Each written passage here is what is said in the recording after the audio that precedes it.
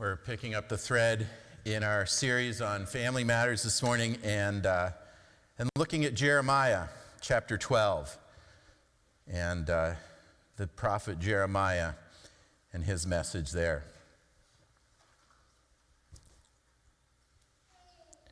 Jeremiah chapter 12, verse 1. Lord, you always bring me justice when I bring a case before you. So let me bring you this complaint. Why are the wicked so prosperous? Why are evil people so happy? You've planted them and they've taken root and prospered. Your name's on their lips, but they are far from your heart. But as for me, Lord, you know my heart. You see me and test my thoughts. Drag these people away like sheep to be butchered. Set them aside to be slaughtered. How long must this land mourn? Even the grass in the fields has withered. The wild animals and birds have disappeared because of the evil in the land. For the people have said, the Lord doesn't see what's ahead for us. If racing against mere men makes you tired, how will you race against horses? If you stumble and fall on open ground, what will you do in the thickets near the Jordan? Even your brothers, member of your own family, have turned against you. They plot and raise complaints against you. Don't trust them, no matter how pleasantly they speak. So, contrary to popular belief, Jeremiah was not a bullfrog. Jeremiah was a prophet. So his job description was to speak to people for God and to speak on God's behalf. So when God called Jeremiah, he had reservations. And Jeremiah's response was to say to God, O sovereign Lord, I said, I can't speak for you, for I'm too young. That's from Jeremiah chapter 1. So he had concern about his own ability to speak for God. He wasn't sure that he could do the job. And so he knew it was a hard job and that being a prophet wasn't easy to do. And he wasn't sure he had the goods, and it was going to be scary. And so Jeremiah's response to God is, I can't speak for you, I'm too young. But the Lord replies to him and says, don't say I'm too young, for you must go wherever I send you and say whatever I tell you, and don't be afraid of the people, for I will be with you and protect you. I, the Lord, have spoken. So Jeremiah is scared. He doesn't really want to do it. He's afraid of the people. God says to him, don't be afraid of people. I'll give you what you need to do this. I'll look after you. I'll make you strong. I'll look after what you need to be able to do this. But people didn't always like Jeremiah's message. As Jeremiah went around, he spoke for God. The things that he was telling them, that they had to smarten up, that they had to get things right with God, that they weren't in the right place. They didn't want to hear it. They didn't necessarily believe it. They had other people telling them that they were fine and that they were God's favorite people and don't worry about it. But Jeremiah was concerned, and so he speaks up for God. He says what God tells him to say. And he always goes around and speaks for them, but people, as I said, they just don't like it. And so just in the chapter, just before chapter 12, where we picked up our passage this morning, at the end of chapter 11, it recounts in the story that there are people that are plotting to kill Jeremiah. Like, we're tired of this guy flapping his lips, telling we're terrible people. We don't want to hear about the things we've done wrong. We want to do it our way. And we like the messages that we're hearing from people that tell us we're on the right track and we're basically good and everything's fine. And Jeremiah is telling us we need to correct some stuff, and they don't like hearing it. So they're plotting to kill him. They're out to get him, and that's where our passage today begins, with Jeremiah going to God and saying, Lord, you always bring me justice when I bring a case before you, so let me bring you this complaint. So Jeremiah knows that they're out to get him. He's been warned by God, and so he knows, he's heard rumblings, and he knows they're trying to get him. And he goes to God and he says, listen, God, you're always fair, like you're always just. And so let me bring you this complaint. But before we get into the complaint, I want you to notice a couple of things about this brief little introduction. He says, you always bring me justice. Like, God, I know I can count on you to be fair. Whenever I bring something to you, you deal with it.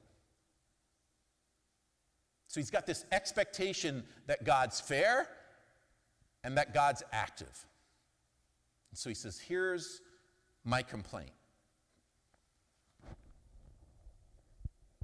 Jeremiah sees these people who are resisting God's correction and plotting against him, and they're getting ahead. So then he complains and he says, why are the wicked so prosperous? Why are evil people so happy?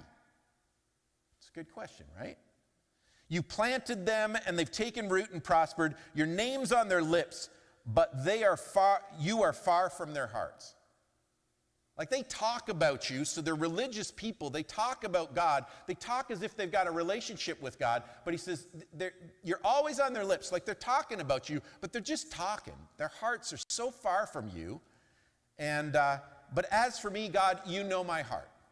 Like, God, you see what's really going on here. You see the people who are fake, and you see that I'm really trying to do what you called me to do. I didn't want to do it, but I stepped up when you asked me. And you promised me you'd make me strong, but now I got this problem because these guys are not in the right place. They're evil, and yet it seems like they're doing okay, and it seems like you're the one making them okay. Like they're prosperous, they're so happy, and he says, you God, you planted them. Like, the reason that they're growing is you planted them.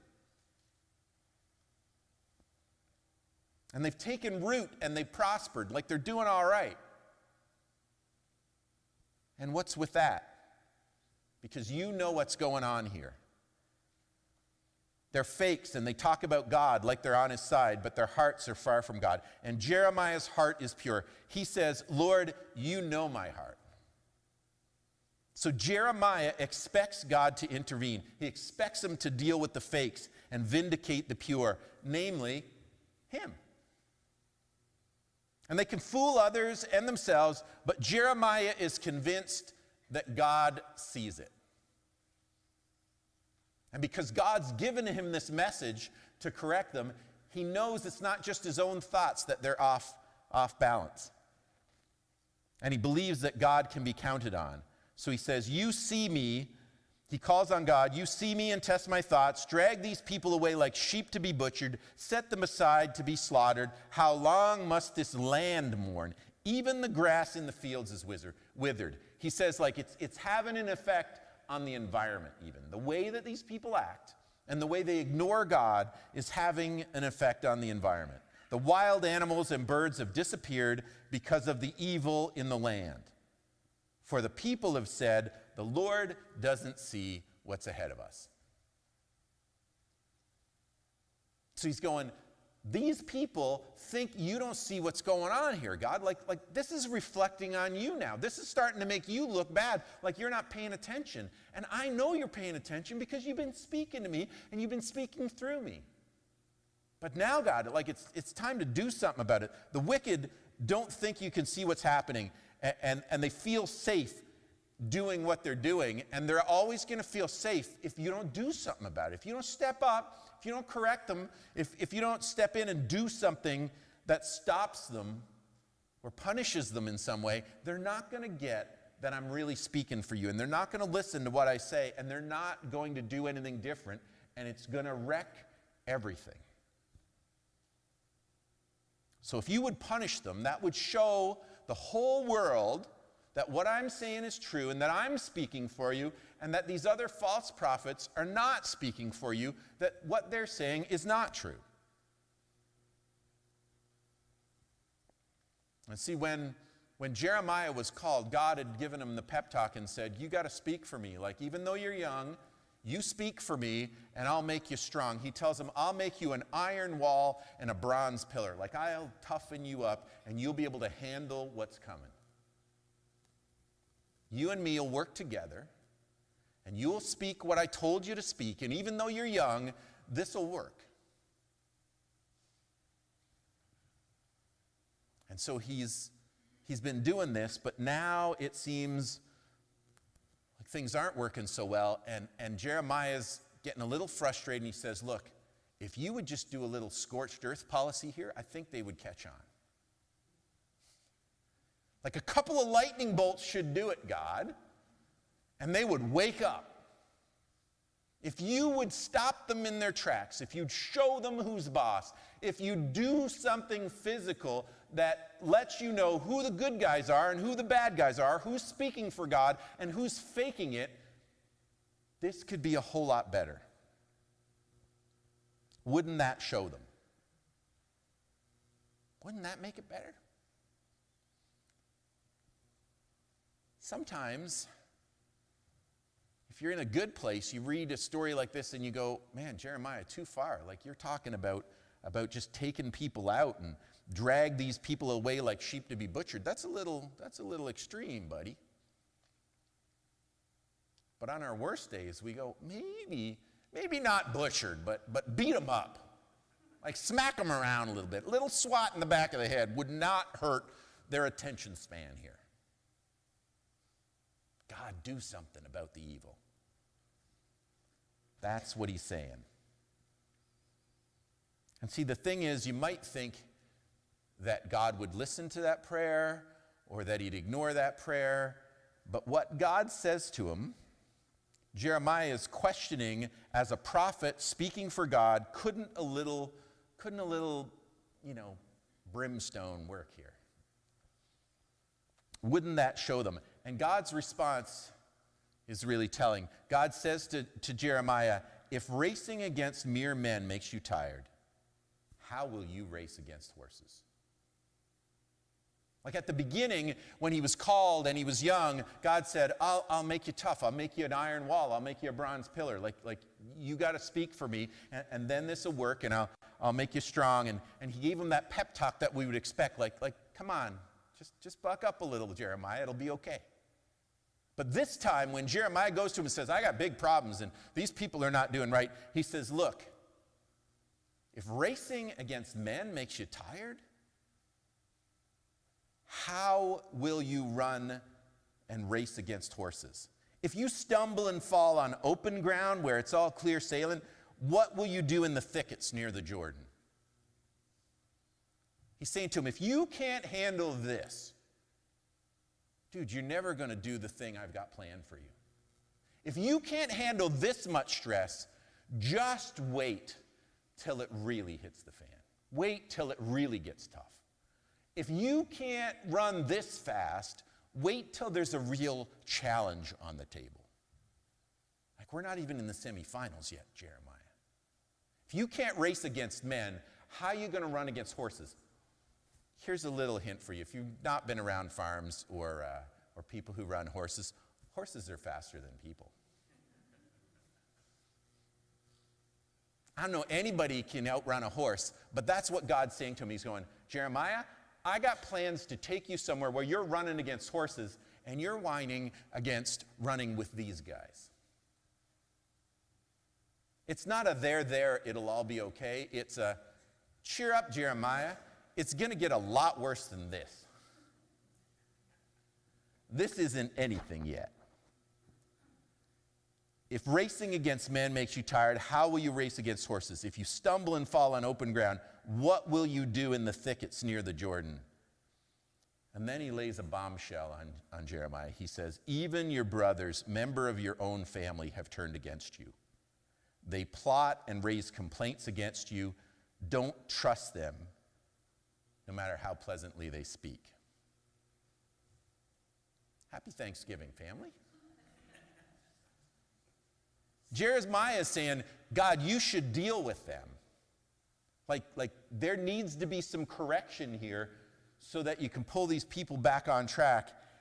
And God, instead of saying, yeah, I'll deal with those people who are doing evil, he says to Jeremiah, you got to up your game. Jeremiah has been speaking exactly what God told him to speak, and he's been doing what God called him to do. But now, when he complains about not getting the right results, God says, buckle up, buttercup. Cowboy up. We're ready to really run here with the horses. And you're back here worrying about these guys. And it's going to get tougher.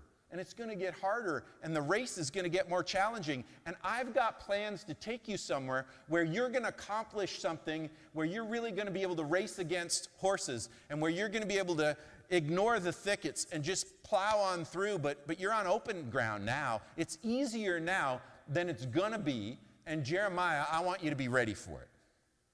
If you're stumbling on even ground, how are you going to handle the thickets? If you can't handle racing against men, how will you race against horses? Your own brothers, your own family. Like, these guys are plotting against you too. And these guys are out to get you, and they're talking behind your back, and they're complaining about you, and they're thinking you're wrong like everybody else does, and they're looking for ways to silence you like everybody else. Don't trust them. But he's also saying, snap out of this whole idea of judgment and lightning bolts and people being butchered.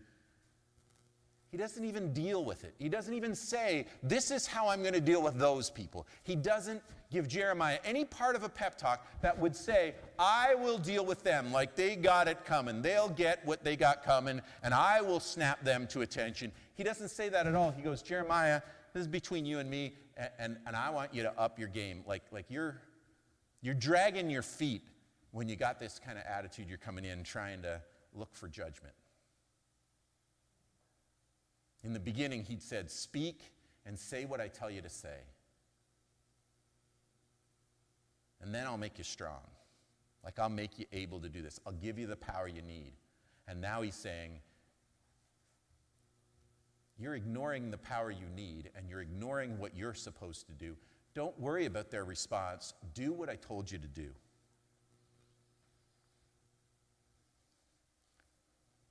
See, God doesn't answer Jeremiah's plan to knock other people down.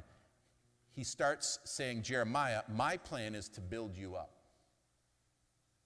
Like, don't worry about their judgment. Worry about stepping up your game, because I'm taking you somewhere where you can run against horses, and that's what I want you to do. I want you to do more. I've got this challenge I'm going to throw at you, and you can handle it if you respond right to this. But how are you going to do that if you're mired in your own complaint and you're looking at their response? This isn't about their response. This is about you speaking when I tell you to speak. Don't worry about whether they listen or not. Worry about saying what I'm telling you to say. See, Jeremiah had a soft heart, and it hurt him that people were talking about him. It hurt him that people were plotting against him. It got to him that he was really unpopular. And so he was feeling the pressure from all these people who hated him and wanted him dead and just wanted to shut him up at all costs. He felt that weighing in on him. And that's what makes him kind of go off, because he's worried about what all those people think. And God goes, listen, what you got to worry about is what I'm telling you to do.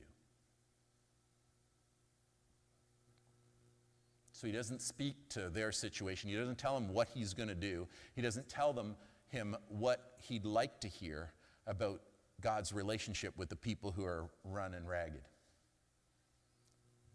Last week, we looked at Cain and Abel.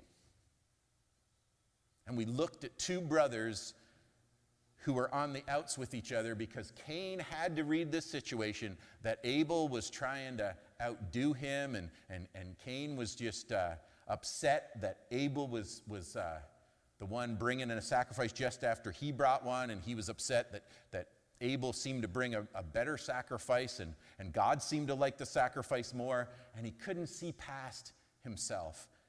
And you remember at the end of the story what Cain's question, when he got caught, when he gets caught red-handed by God, and God goes, hey Cain, where's Abel? What does he respond? He says, am I my brother's keeper? Is Cain his brother's keeper? Should he have been his brother's keeper? Well, the obvious answer is yes, right? Like Cain got the answer wrong. Cain was supposed to be his brother's keeper. He was supposed to care for his brother. When he lured his brother out into the field, he should have been working things out with his brother. He should have been listening to God's correction, but he wasn't interested in hearing God correct him. When God said, look, if you do what's right, you'll be fine, but if you don't, if you refuse to do what's right, sin's crouching and it's looking to get you. Just do the right thing, Cain, and you'll be fine. But Cain had to find someone to blame, and he had to let his anger explode, and he ends up killing his brother. And he says, am I my brother's keeper? And the answer that God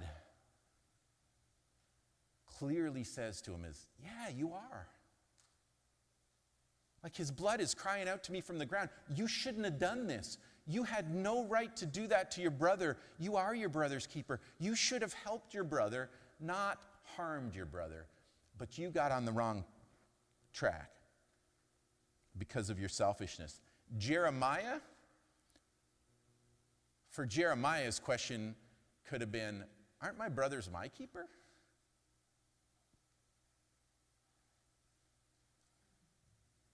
And isn't that often the case when that other question gets asked, am I my brother's keeper? And you go, yep, Cain, you should have been Abel's keeper. But more often, we don't ask, am I my brother's keeper? We know people are supposed to be their brother's keeper. But what gets us is we go, my brother's not being my keeper. Like my brother's not doing the right thing. The people around me are not doing right. That's what Jeremiah's problem is. People are not stepping up here. I've been trying to do the right thing for God, and other people aren't. Cain, am I my brother's keeper? Jeremiah, aren't my brothers my keeper? Aren't they supposed to be my keeper too? And God's response is basically, don't worry about them. Let's talk about you. Don't worry about what I'm going to do with these people. Once you've spoken for me and said what I told you to say, just leave that and focus on what I tell you to do and how I'm relating to you and us being in the right place together. Listen for my voice and stop being distracted by all the other people that are speaking to you and about you that are informing what you think should happen next. Look to me. Instead of telling me what I should do for you, ask me what's going on and what you should be doing. Aren't my brothers my keeper? You just worry about being a keeper, Jeremiah, not them. And so God always seems to go there. He wants us to focus on him. He wants us to hear his voice. Sometimes it can be really frustrating when other people aren't doing what they're supposed to be doing, but it doesn't change what we're supposed to do. It doesn't mean that we should just be doormats, but it does mean that our focus should be on doing the right thing and not worried about whether somebody else gets punished the way that they should, whether they get corrected the way that they should, whether they're getting smacked down or not. God's thing isn't about smacking them down. It's about building you up and making you strong and helping you to be able to cope with the world in a healthy way. Those other people, they may never get straightened out. That's between them and God. They have freedom to make their choices. And here's a news flash for you. People make really bad choices sometimes. They do. They do it out there. They do it inside families. And sometimes when we talk about all those wonderful things, and isn't it great to have family together at Thanksgiving, there's often some people sitting in the room that are going, well, not my family. And sometimes that can be hurtful, and sometimes it kind of affects how we look at the world and how we act in the world. And God goes, look, maybe that's not how it should be, but let's focus on you and me and make that how it should be. He doesn't just call prophets to listen for his voice and allow him to speak into their lives. He calls us to hear his voice and to know what he's saying to us and to keep our hearts pure no matter what's happening with those other people. It doesn't mean that we let them off the hook, and it doesn't mean we go after them. We just leave them to God. And we do our part. And we say, God, what am I supposed to do? And let me focus on that. Let me move on and let go of obsessing about whether they get what they got coming to them. That's a them and God thing. And so this morning, even as we celebrate and are grateful for all the good gifts, including if we have a great family or part of a great family, if we have people in our lives, family and friends and church family who love us and are kind to us, we celebrate the good things. But even when there are moments that we struggle with the things that are a challenge, we ask God to speak to our hearts, to make things right, and to say, God, what can I do to be the kind of person you've called me to be in all those situations? Help me to speak for you where you want me to speak for you, and to keep my mouth shut where you want me to keep my mouth shut. Help me to step up if I need to stand against something, and help me to just mind my own business if that's what I'm supposed to do. But God, help me not to be so formed by the voices I hear around me, but to have a focus on you and to hear from you and to know what you're calling me to do and what you're calling me to say more than anything else that I see and anything else that I hear, so that my heart gets in the right place. And I'm not so much worried about what they're saying, but I'm worried about what you're saying.